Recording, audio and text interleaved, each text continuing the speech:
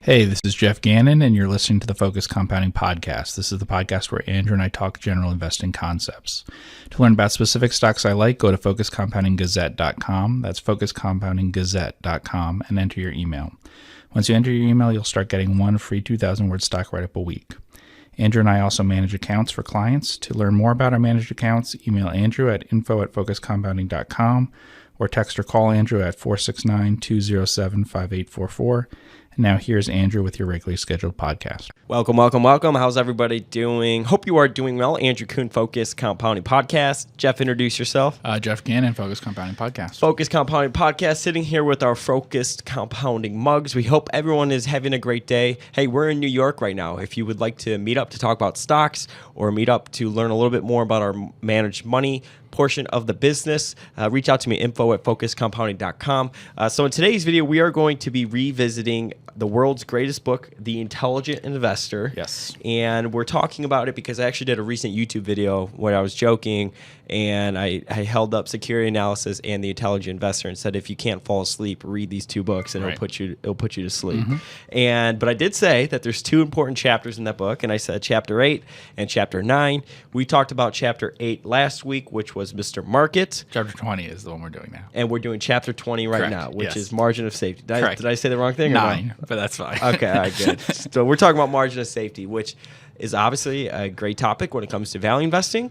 You can apply margin of safety in all areas of your life. And one of my favorite examples is to explain that to people is one that Buffett always says. He said it's margin of safety is the same reason why they build a road to be able to hold trucks that weigh way more than what trucks normally weigh, right? Yeah. Doesn't he always use that example? Yep. So I think it's a cushion point. And then of course Seth Klarman wrote the book Margin of Safety, which is how much is have you ever seen how expensive that book is? It's pretty expensive. I don't know. Yeah, I got the copy online. Okay. I'm just kidding. That's a good book. But anyways, margin of safety. Why is it the most important topic? It is in the most investing? important, yeah. Because it's the part that you need to have to get good returns, basically. So people think, if you read most write-ups and things, people will tell you what they're going to make in this stock, which may be true. Yeah. But a lot of times things aren't going to go the way they expect. And so they need to have that margin of safety to end up with the overall returns that they beating the market and stuff like that. And so generally the way that we think of it is that sort of our hurdle rate, or whatever you want to call it, our expectations for how much a stock will make are pretty low compared to what most people have. Our estimates are low, but we end up making more than that. And that's because we build in a margin of safety into those sorts of estimates. So when I say I think the stock will return 10% a year over the next 10 years or 15% a year over the next 10 years or whatever, usually it ends up returning a lot more than that because it returns it sooner. But you have that margin of safety built into it of calculating out a certain amount of time to make sure that it makes the kind of return that you want. That's the approach that I tend to use. There are other ways to do it.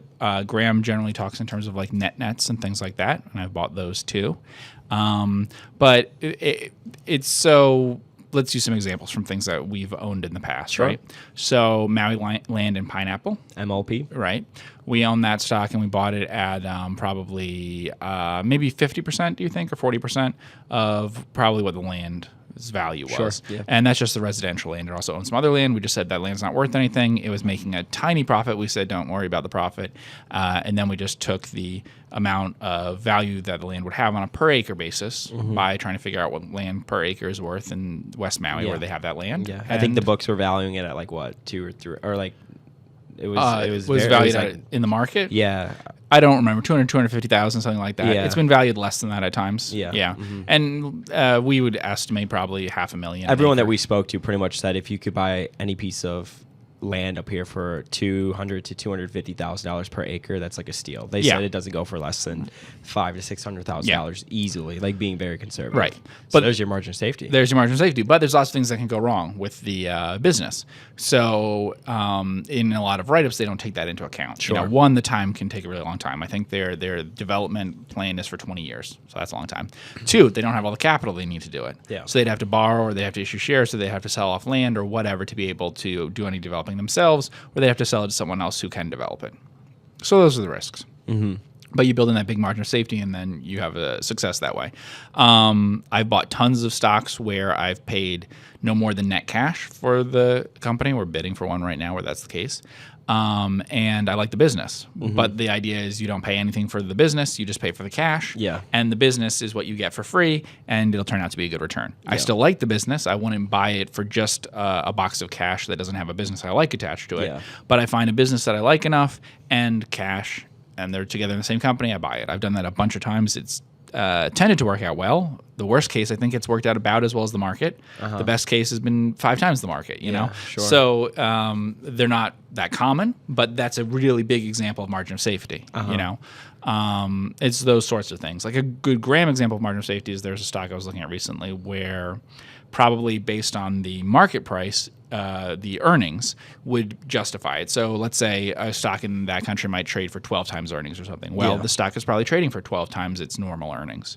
But on top of that, it has an inventory about as much as the company, as much as the company's valued in the market at total. Yeah. So the market cap and inventory are about the same, and the market cap and cash are about the same. So if it earns actual free cash flow each year, that could probably justify the price.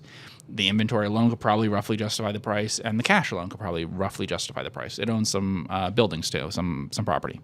So, you know, you feel like you have a lot of margin of safety. If you're wrong about earnings and it turns out this business can't produce any earnings, well, at least you have the cash that's covering the market cap, you know? Sure. And at least if you did have to liquidate it, which you don't want to do, but if it ever came to that, the liquidation value is higher than the market price. So it really reminds me of when Joel Greenblatt has talked about before, and we've spoken about this before too, how he has said that his biggest positions aren't the ones that he thinks he's going to make the most amount of money on. It's the ones that he feels very certain that he's not going to lose any money on. Right.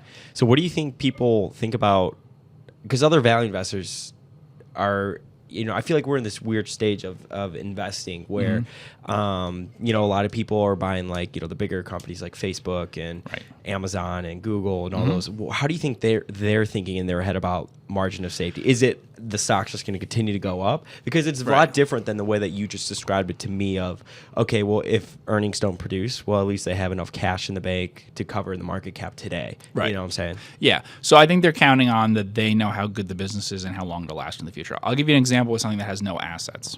FICO. I bought FICO about almost 10 years ago now, and probably 2010 or something like that. At the time, its free cash flow yield on its stock price was probably about 10%. So that's enough for me, in theory. 10% is enough that, now as it turned out, over those 10 years, that wouldn't outperform the market. But normally 10% alone is enough to match the market or beat it.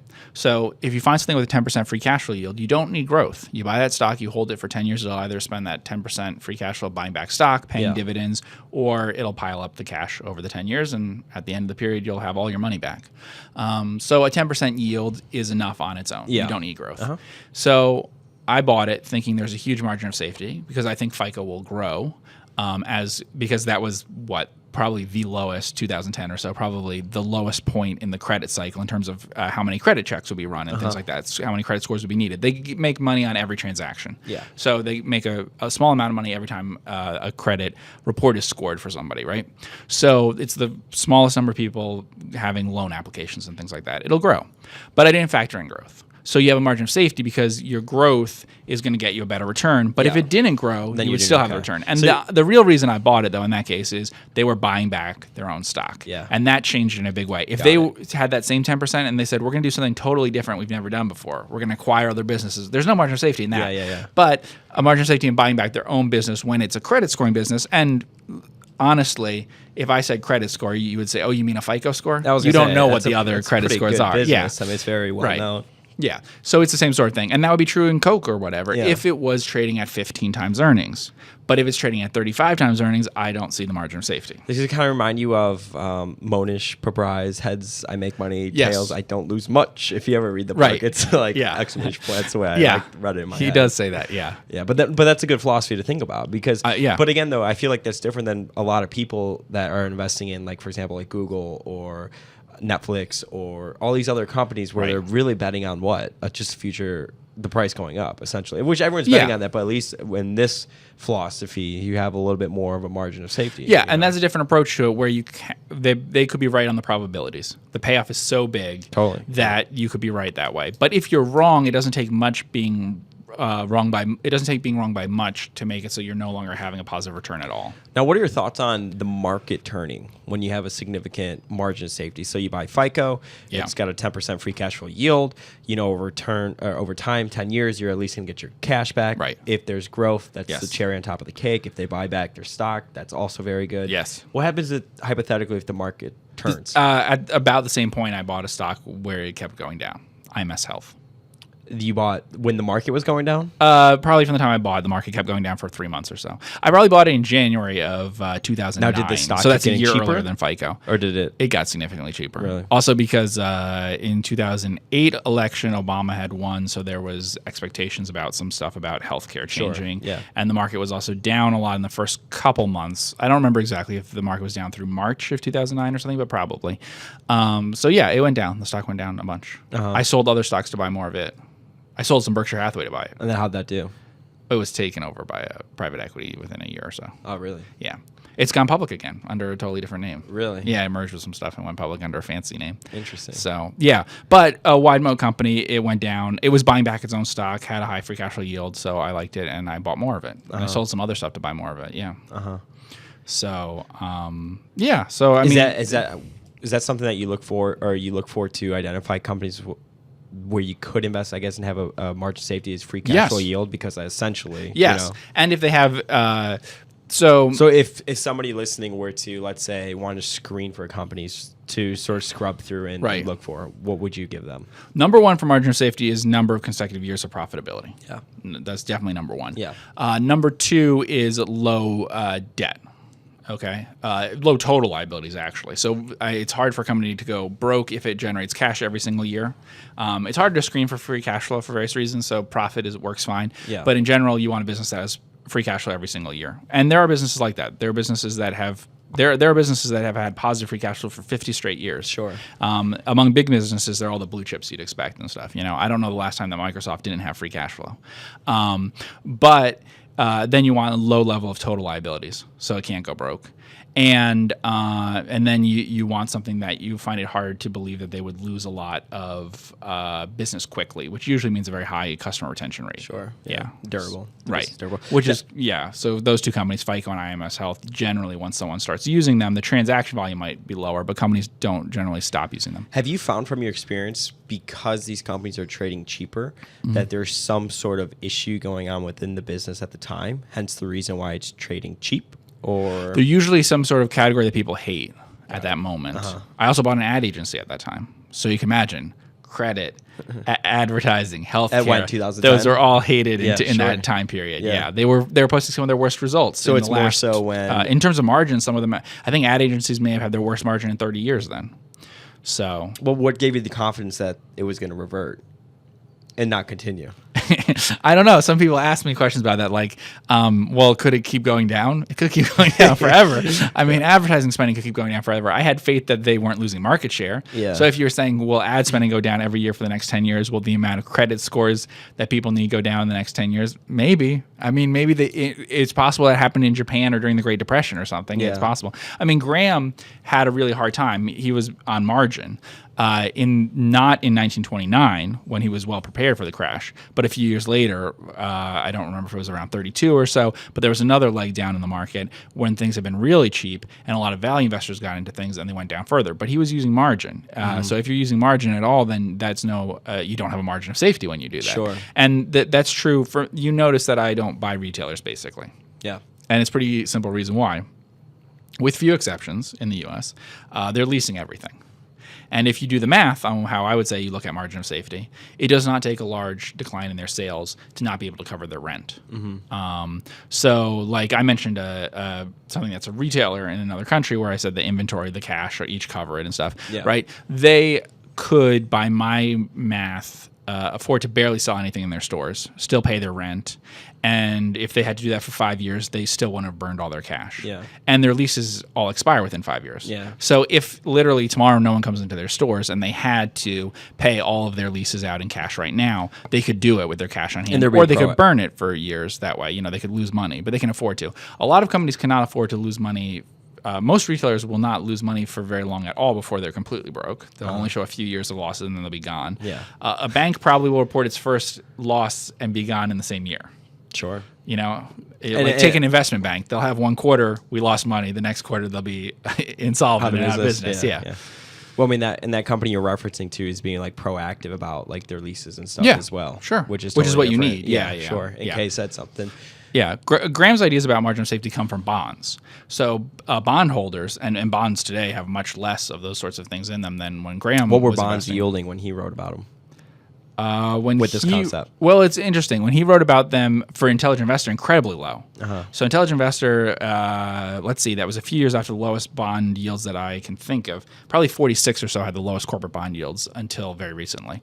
So really, really low. But earlier in his career, no, they were much higher. Yeah, in the 20s and stuff, yeah, they were much higher. So you could have had a railroad bond that was yielding 6% or something, I'm sure. Wow. Yeah. So, but how did he think about it then? So he thought about it in terms of how much earnings cover the fixed costs that they have, the fixed charges. So for a company that you're looking at now, that would mean things like interest payments and rent. So like a good way of doing it for restaurants, retailers, things like that is EBITDA.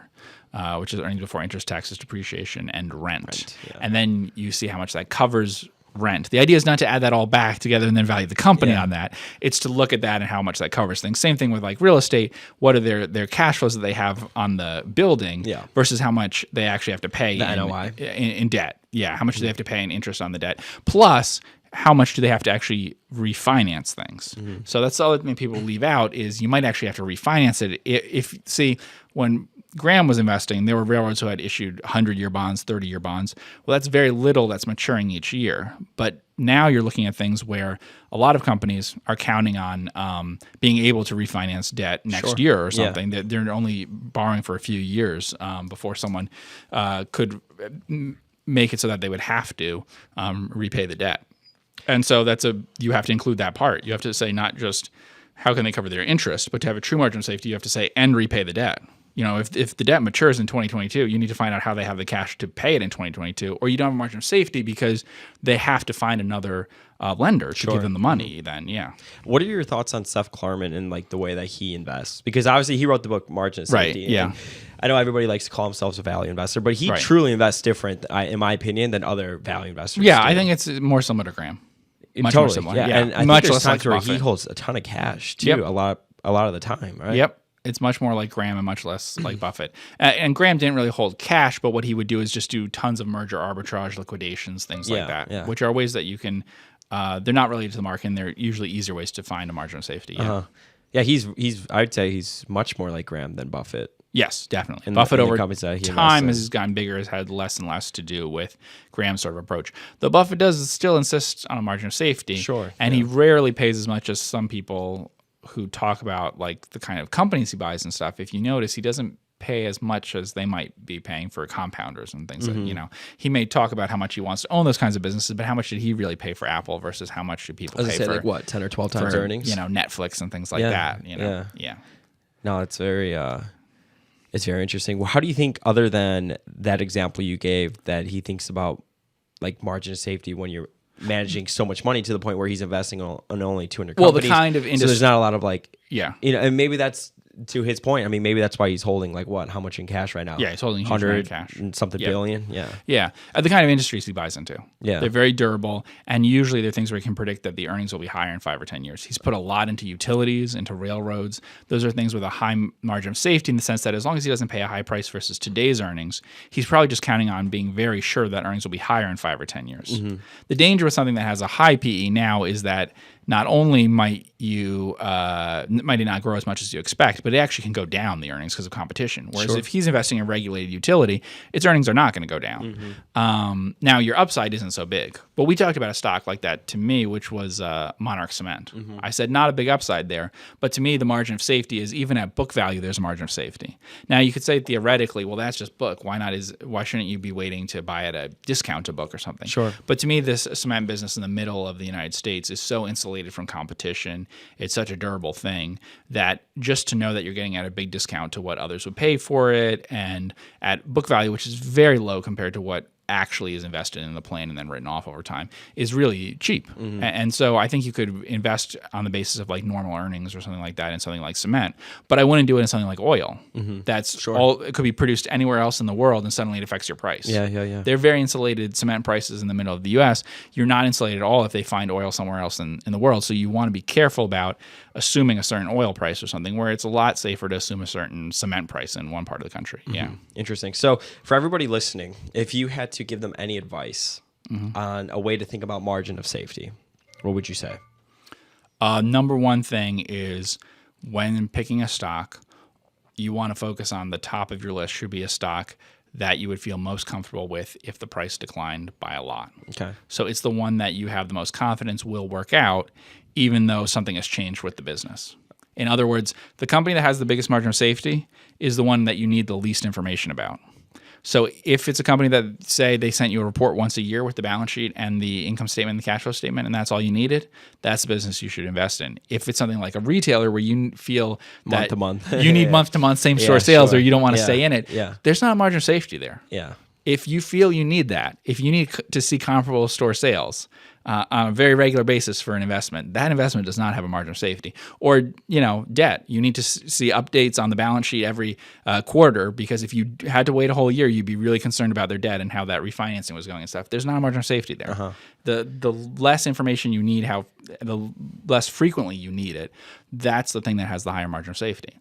I mean, Buffett may have bought into Coke at something that is a price that isn't a Ben Graham type price, but it's a company where you don't need more than once a year to be sent some report. You don't need to know a lot about Coke up to this minute to know, because it's so little changes in the business. And that's the important thing, because Ben Graham focused on the balance sheet. The balance sheet is the slowest of any statement to change. Buffett does focus on earnings instead, but he only focuses on businesses that change very slowly. So it's an absence of change in either case. Cool. Well, I thought that was a good job, Mr. Jeffrey. You earned your paycheck today. Good job. You earned your keep. We want to thank everybody so much for tuning with us here today. If you are in New York, you'd like to meet up with Geoff and myself, we are in New York right now. As you're listening to this, we're walking around the streets. Dallas, but we're in New York. Yeah, we're in New York. We got the same office in New York. So if that's something that you'd want to do, reach out to me, info@focuscompounding.com. Join Jeff's weekly Gazette. You like free ideas, free stocks, go to focuscompoundinggazette.com. I want to thank everybody so much for tuning in with us, and we'll see you in the next podcast. Hey, this is Geoff Gannon, and that was the Focus Compounding Podcast, the podcast where Andrew and I talk general investing concepts. To learn about specific stocks I like, go to focuscompoundinggazette.com. That's focuscompoundinggazette.com, and enter your email. Once you enter your email, you'll start getting one free 2,000-word stock write-up a week. Andrew and I also manage accounts for clients. To learn more about our managed accounts, email Andrew at info@focuscompounding.com or text or call Andrew at 469-207-5844. Thanks for listening.